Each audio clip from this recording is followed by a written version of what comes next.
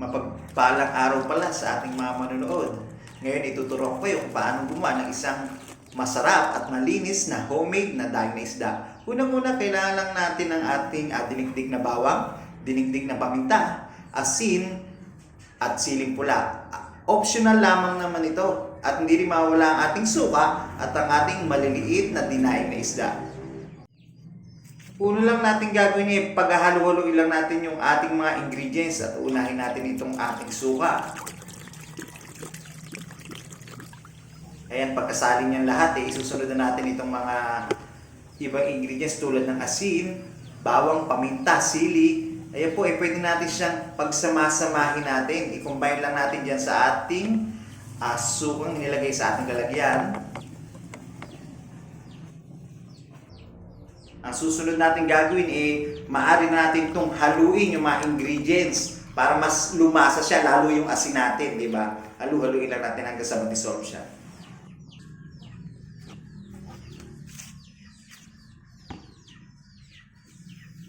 Ang susunod naman natin gagawin i-arrange o isasalansan natin itong mga dinaing natin na maliliit na isda. Ayan.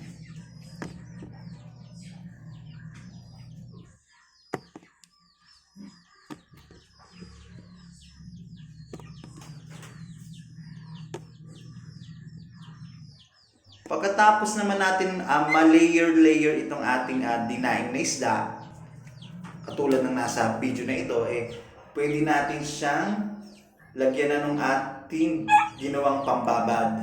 Diba? Lagyan natin siya sa ibabaw natin ginawang nating pambabad.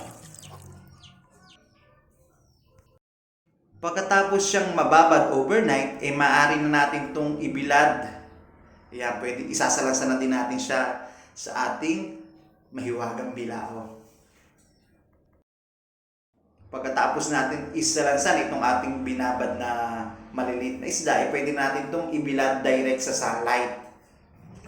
Ayan, kita nyo naman, after na mga 6 hours na binilad na siya direct sa sunlight, ayan ay naging itsura niya. Ngayon, babalik na rin naman natin siya para yung kabilang side maging well-dried din, di ba? At ayan, bibiling-bilingin lang natin isa-isa hanggang sa matuyo sila. At ito na ang ating homemade na masarap at malinis na daing na isda. Kaya don't forget to like and share this video. Salamat po!